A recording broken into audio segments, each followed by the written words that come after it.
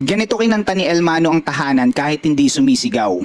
Tahanan mo ako, di magbabago yun. At pag ika'y nawawala, tingin ka lang sa aking mata, magmamahal sa'yo. Kasi may nagtanong din sa akin dito, paano ba daw kantahin ang Tahanan by Elmano? Inuulit ko, hindi tayo pare-parehas ng range. Hindi mo pwedeng gayahin ang boses ni Elmano kasi hindi mo naman boses yon. May sarili kang originality. So, even ako, hindi ko siya kayang gayahin sa boses kasi may sarili akong originality.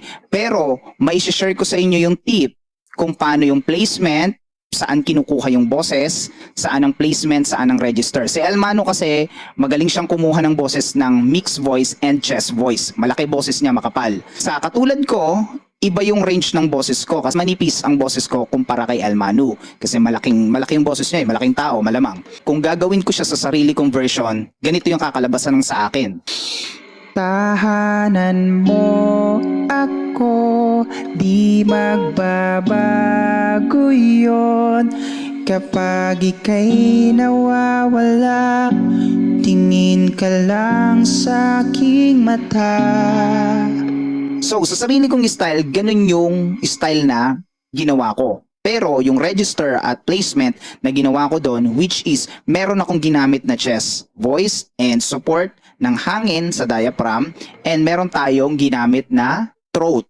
Okay? Meron tayong larynx sa ginamit. Meron kasi tayong 5 types of vocal placement. Ito yung palagi kong sinasabi. Sa lahat ng song, madalas gamitin ang 5 types of vocal placement. Kaya pag natutunan mo ito, mas madali mo na lang makakanta yung mga gusto mong kantahin. Ang pagkanta kasi, hindi yan para magpasikat, magpabida-bida na kailangan biritero ka, biritera ka. Hindi ganon. Yung boses ni Elmano doon sa song na Tahanan, which is kumuha siya sa chest niya eh. May support ng diaphragm, hangin, hinga, hold, and kailangan ma-emphasize yung ating chest. Okay? Dalawa yung ginamit niya. Merong chest, merong head. So, ibig sabihin, pag pinaghalo, mixed voice na tinatawag. So, kasi pag umiipit siya, naririnig natin yung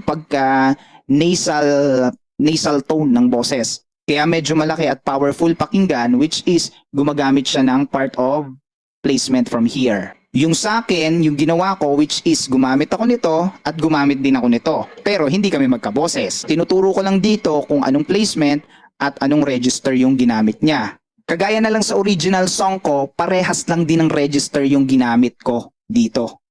Okay? Gumamit ako ng chest, gumamit ako ng support ng diaphragm, at gumamit din ako ng nasal and head. So, mixed voice, gumamit din ako niyan. Ito nga pala, available na sa lahat ng platform yung original song ko. Meron na rin sa YouTube, and malapit na rin ito ma-release sa Spotify. So, pwede nyong panoorin para makakuha kayo ng idea. So, hindi nyo pwedeng gayanin yung boses ko. Makakuha lang kayo ng idea kung paano yung pattern. Kasi ganito yan guys pattern sa pagkanta. Verse 1, refrain to chorus. Sa verse 1, di ba malumanay? So parang malamig pakinggan. Tapos pagdating dun sa chorus, sa second verse to pa-climax na at patapos na, nandun nyo naririnig yung power ng boses. So may pattern kasi yan. So inuumpisahan sa chest, inuumpisahan sa nasal para mas malamig pakinggan. Ito yung original song. Title nga pala nito, Hiram by Zaidi Music. Istorya pala ng song na to ay para sa mga nagkaroon ng relationship pagkatapos yung partner nila nag-abroad or nagkahiwalay sila. Pero okay naman yung communication nila, okay sila, tapos isang araw, bigla na lang, ilang taon, nabalitaan mo na lang yung partner mo, engaged na pala sa iba at magpapakasal na sa iba. Pero bakit nangyari, bigla na lang, ika'y naglaho?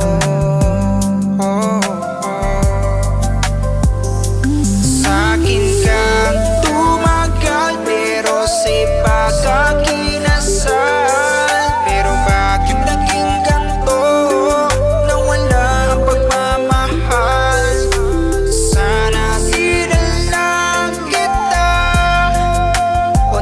So paano ko ginawa yon? Kung mapapansin nyo, paano yung smooth and pag magiging malamig na boses, na paano papugiin ang boses. So may ginawa tayong technique. Huminga ka ng malalim, yung komportabling paghinga, then mag-ipon ka ng hangin dito. Hold, and emphasize mo yung chest mo. Meron tayong ginagawa ditong style sa ating lalamunan. Okay, may tinatawag tayong compression. So, kapag open, masyadong open ang ating lalamunan, vocal cord, ang magiging tunog niya ay parang ganito. Sa akin ka tumagal pero sa iba ka kinasal. May chest ka, may tunog ka ng chest, pero hindi pogi pakinggan.